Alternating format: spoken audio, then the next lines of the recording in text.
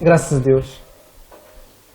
Certa vez o Senhor Jesus Cristo disse que das crianças pequeninas e dos meninos e das crianças de peito tiraste o perfeito louvor. Isso é verdade. Vamos agora ouvir a segunda parte da mensagem. Depois de termos ouvido acerca de paz com Deus e como devemos e como podemos ter paz com Deus, que é muito importante para cada um de nós. A Bíblia, e se lermos em 2 Coríntios, no capítulo 5 e no versículo 19, em que é dito, em que Paulo diz aos crentes que estavam em Corinto, e ele diz o seguinte: isto é, Deus estava em Cristo reconciliando consigo o mundo. Apesar de hoje em dia nós ouvimos bastante acerca de famílias em guerra, de países em guerra civil, e hoje, não sei se repararam que hoje em dia nós temos muitas guerras civis, não guerras de armas, mas principalmente guerras de palavras. Podia-vos dar um exemplo bastante prático. Podia-vos dar um exemplo bastante prático e que é muito falado no dia-a-dia, que é, por exemplo, acerca do futebol. Hoje em dia no futebol não há fair play. Não há fair play nem dentro do campo, e muitas vezes vemos um fair play um bocado falso. E se falássemos em jogos como, por exemplo, os clássicos Benfica-Porto, ou Benfica-Sporting, ou o Porto-Sporting, já os jogadores e já os próprios adeptos estão em guerra uns com os outros. Pessoas dos mesmos países. E poderíamos chegar ao extremo de se calhar um clube português ir para fora e se calhar os outros da equipa contrária no mesmo país querer que essa equipa portuguesa perca com outra equipa estrangeira. E lá está, no nosso próprio país nós não temos esta paz. Não temos, por exemplo, o chamado fair play. E se no próprio país não temos paz, podíamos pegar em famílias. Muitas vezes as famílias, pais contra filhos, ou mães contra filhas, também não há paz nas famílias. E, no entanto, nós vemos Deus a dizer que em Cristo Ele estava a reconciliar consigo o mundo. E este é o objetivo, é o tema central de hoje, é a paz de Deus. É a paz que nós podemos ter, já foi falado da paz com Deus muito bem. E hoje, e esta segunda parte da mensagem é como é que podemos obter paz de Deus. E esta paz de Deus só pode ser encontrada a todo aquele que já está em paz com Deus. Se aqui está alguém que ainda não aceitou o Senhor Jesus Cristo como seu Salvador, deixem-me dizer que vocês ainda estão em guerra com Deus. E Deus não quer isso. Deus, quando criou o homem para amá-lo de livre vontade. Apesar deste ter voltado as suas costas, ainda assim, Ele deu o bem mais precioso que Ele tinha. Neste caso era o seu único filho, o Senhor Jesus Cristo. Para que agora, cada um de nós, pessoalmente, possa ter paz com Deus. E após termos a paz com Deus, que advém sempre de termos depositado a nossa fé no Senhor Jesus Cristo, reconciliando-nos assim com Ele, podemos seguir e experimentar a paz de Deus. No entanto, ainda hoje no meio cristão, há a ilusão de que a paz com Deus significa ou vem sempre a paz de Deus. Ou seja, que nós ao estarmos em paz com Deus, temos exatamente logo, no momento, a paz de Deus. Mas, no entanto, isso é um erro e podemos enganar-nos com isso. Nós desfrutamos da paz de Deus depois de estarmos em paz com Deus por nosso Senhor Jesus Cristo. E quando ouvimos esta paz de Deus, há algumas coisas que vêm-nos à mente e que são um bocado ilusórias, que é, se estamos em paz com Deus, a paz de Deus é não termos aflições. Há esta ideia de que a pessoa aceitou o Senhor Jesus Cristo na sua vida, que não vai ter mais tribulações, não vai ter mais problemas, não vai ter mais aflições, não vai ter mais dores. No entanto, isso é uma ilusão. Também é um engano nosso e uma ilusão nossa se nós pensarmos que por estarmos em paz com Deus, iremos desfrutar necessariamente paz de Deus, que isso é uma obrigação. Mas muito pelo contrário. O facto de estarmos em paz com Deus, isso não nos isenta de nós termos problemas, e que a paz de Deus não é nós estarmos isentos de problemas. Muito pelo contrário, vamos passar sempre por aflições durante a nossa vida toda, vamos passar sempre por problemas, vamos passar sempre por tribulações, talvez até mais do que possamos imaginar ou pensar, e muito mais do que com maior intensidade talvez ao longo do tempo. Nós não sabemos quando é que vem tudo isso. E quando esses momentos chegam, muitas vezes vêm acompanhadas de ansiedade, vêm acompanhadas de incertezas, dúvidas, sofrimentos, e por outras palavras, a dor chega e nós, quando esses momentos chegam, muitas vezes não temos a paz de Deus, não sentimos paz, não estamos sossegados. Mas ainda assim nós podemos ter paz, podemos ter a paz de Deus nesses momentos.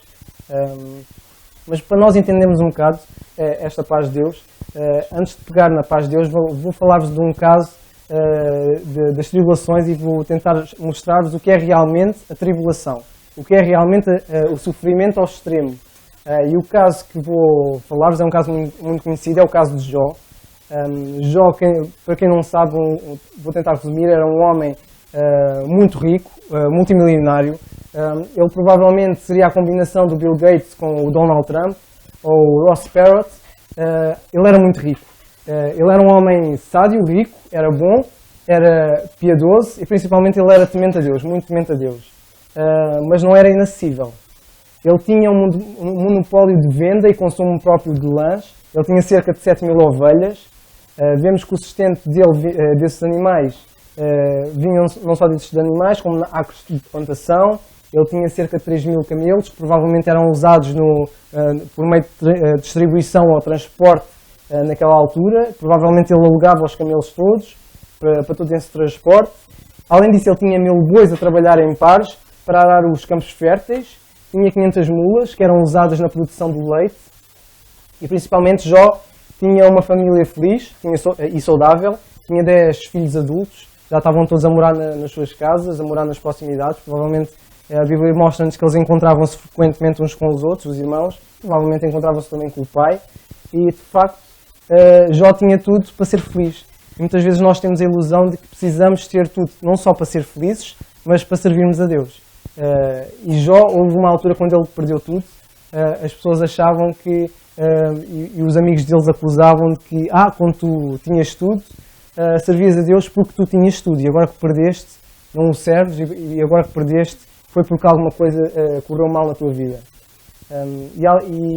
E para já, Jó tinha o controle total de tudo. Ele controlava tudo, toda a sua riqueza, todos os seus bens, todos os seus criados. Ele tinha fama por causa da sua riqueza, tinha fama por causa da sua integridade, piedade e principalmente por ser temente a Deus. Além disso, Jó era completamente celoso no que se refere à sua vida e na vida dos seus filhos. Cada vez que eles se reuniam, a Bíblia diz-nos que Jó iria oferecer um holocausto ou oferecer um sacrifício, não fossem os filhos deles blasfemar contra Deus, ou não fossem fazer algo que Deus reprimia. Jó instantaneamente lembrava-se de todos os teus filhos e fazia sacrifícios de holocausto por cada um dos teus filhos. De facto, Jó, além disso, não tinha medo que os seus filhos blasfemassem contra Deus. E nós olharmos para Jó, nesta altura em que ele era um homem fantástico, vemos que ele era um exemplo de fidelidade, era completamente fiel a Deus em tudo, era um homem piedoso, era um homem íntegro, era um homem de fé e era um homem de paciência. Até que chegou um dia, e a Bíblia diz-nos, houve um dia que Jó perdeu tudo. Num dia ele perdeu as suas riquezas, perdeu os seus bens e principalmente perdeu o que para ele era mais precioso, que eram os seus filhos. Os seus filhos num dia morreram os 10, na casa do mais velho, do primogênito, onde estavam todos juntos. Chegou ao final desse dia e Jó tinha perdido o seu monopólio, tinha perdido a sua riqueza, talvez até mesmo a sua fama, por alguns pensarem que Jó cometeu alguma coisa contra Deus e Deus tirou-lhe tudo. E em toda humilhação lemos que Jó rasgou a melhor roupa que ele tinha vestido e Jó, a roupa que eles usavam naquela altura era uma roupa, não só era a melhor, mas era melhor no sentido em que eles não passavam frio à noite, podiam ter aquele vestido. Ele rasgou a sua melhor roupa, raspou a sua cabeça e este raspar a cabeça é sinal de humilhação. Naquela altura, neste caso o cabelo do homem era meio de honra, era a glória do homem. E vemos Jó a raspar a sua cabeça em tom de humilhação, lançou-se em terra e lemos que adorou a Deus. Um homem que perdeu tudo, um homem que perdeu o melhor que ele tinha, ainda assim ele, em tom de humilhação, adorou a Deus, nas suas dificuldades. Muitas vezes achamos que só é bom servir a Deus e que só podemos fazê-lo na sua prosperidade. quando estamos na nossa melhor saúde, quando estamos no nosso apogeu, que só nessa altura é que é bom servirmos a Deus. Alguns pensam que só vamos aceitar o Senhor Jesus Cristo quando formos velhos, queremos aproveitar a vida, mas não vemos assim com Jó. Jó, em toda a sua vida, vemos ele a ser um homem piedoso, um homem de fé. E é uma ilusão nós pensarmos assim. E é uma ilusão todo aquele que ainda não aceitou o Senhor Jesus Cristo como seu Salvador pensar que pode fazer mais tarde. Mas não pensem que podem deixar para amanhã. Nós devemos servir o Senhor e usar os nossos dons sempre para a sua obra, todos os dias da nossa vida. Principalmente nós que aceitamos e temos paz com Deus. Para agravar a situação de Jó ficou bastante doente. Ficou bastante doente e perdeu a mulher. Além disso, ainda suportou a rejeição dos amigos que o criticaram e tentaram justificar a dor dele. A Bíblia fala-nos que ele tinha três amigos dele, foram ter com ele, foram tentá-lo consolá-lo, tiveram 7 dias e 7 noites a olhar para ele, até que depois Jó falou, e quando eles abriram a boca foi para criticar Jó até ao fim. E Jó sofreu críticas, tentar justificar porque é que Jó estava naquela situação, e além de Jó ter perdido tudo, ter perdido os seus filhos, as riquezas e a sua saúde, ainda assim ele foi um homem íntegro e ainda assim ele suportou com paciência o sofrimento e as críticas dos amigos dele, e ele basicamente estava no fundo do poço, ainda assim Jó foi paciente. Vemos que ele sofreu de várias enfermidades. A Bíblia relata-nos que Jó tinha feridas inflamadas, ulcerosas, tinha coceira contínua, tinha mudanças degenerativas na pele e no rosto. Quando os amigos dele chegaram ao pé dele, não o reconheceram logo, tiveram de estar um bocado a olhar para ele para perceberem que era Jó. Ele tinha perda de apetite, não tinha fome, várias vezes teve medo, várias vezes teve depressão, as suas feridas abriam-se quando ele se coçavam ou rachavam, ele tinha vermes formados nas feridas dele, ele tinha dificuldades em respirar, ele tinha escurecimento das pálpebras, tinha mau hálito, perdeu bastante peso e tinha uma dor excruciante contínua, tinha uma dor extrema contínua. Tinha febre altas com arrepios, tinha a sua pele descolorada, assim como a ansiedade, e também é relatado que ele tinha diarreia. Ainda assim, perante esta situação, perante ele ter perdido tudo, ele disse à esposa: se nós recebemos o bem de Deus, não deveríamos receber o mal. E a Bíblia diz que em tudo isto Jó não pecou contra Deus, nem com os seus lábios. E ele ainda diz, assim que ele perdeu os filhos e perdeu a sua riqueza e rasgou as suas vestes e raspou a sua cabeça, a Bíblia diz que mostra-nos que Jó disse: o Senhor o deu, o Senhor o tomou, bendito seja o nome do Senhor. Tiago, e se nós lemos em Tiago, no capítulo 5 e versículo 11, Tiago diz isto acerca de Jó: eis que temos por bem-aventurados, ou seja, eis que temos por felicíssimos os que sofreram. Ouvistes qual foi a paciência de Jó? E Jó suportou bastante, ele teve de facto muita paciência. Isto mostra-nos uma coisa que Paulo diz aos Romanos no capítulo 5 e no versículo 3 a 5, em que não somente isto, mas também nos gloriamos nas tribulações. Isto é importante nós termos a noção disto, que devemos gloriar-nos e dar graças a Deus nas nossas tribulações. Mas porquê? Paulo diz a seguir: sabendo que a tribulação produz a paciência. Jó só teve a paciência que teve e foi reconhecido como um homem paciente, e nós temos este provérbio que vem de Tiago 11, que é chamado a paciência de Jó, e essa paciência de Jó só advém das tribulações. E quando nós temos a tribulação e passamos por tribulações, esta tribulação, Paulo diz, produz a paciência, e quando temos paciência, esta paciência produz a experiência, e que a experiência produz a esperança. E a esperança não traz confusão, porquanto o amor de Deus está derramado em nossos corações pelo Espírito Santo que nos foi dado. Nós podemos passar por todas as dificuldades na vida e ainda assim ter paz com Deus. Mas ter a paz de Deus não é imunidade contra todo o tipo de dificuldades. Não pensem que o facto de termos paz de Deus já não vem mais nada. Não vem mais nenhuma dificuldade, não vem mais nenhum problema. Muito pelo contrário. E podem vir problemas e nós temos a paz de Deus.